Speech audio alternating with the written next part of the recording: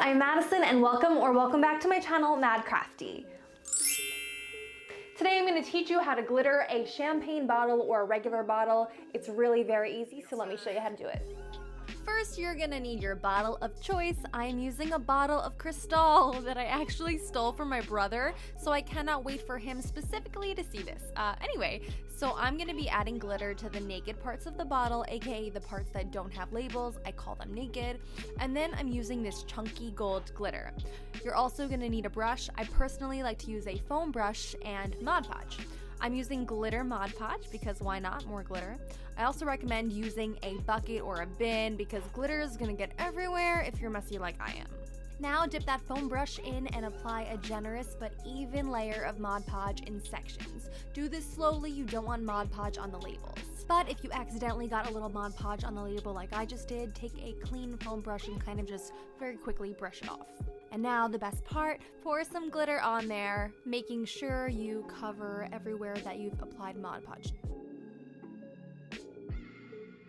I then use a dry foam brush to dust off all of the fallout glitter.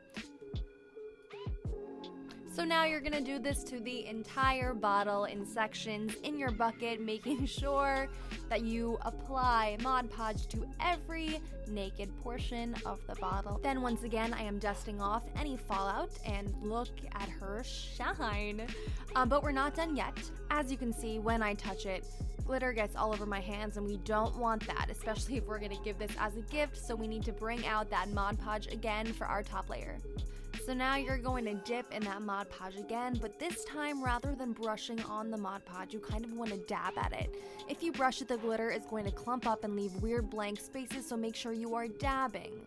Now cover the areas where you have glitter and it's going to look like this, and don't worry, it will dry clear. I waited 24 hours for it to dry completely and look what happens when I touch it. No fallout. And even if there was still fallout for some reason, you could do the step again, maybe with a lighter layer of Mod Podge this time. I left the champagne in the fridge all week and it still feels hard. No glitter has come off, the Mod Podge didn't get moist or dewy, and that is a win, especially if you're giving the bottle as a gift that would need to be refrigerated.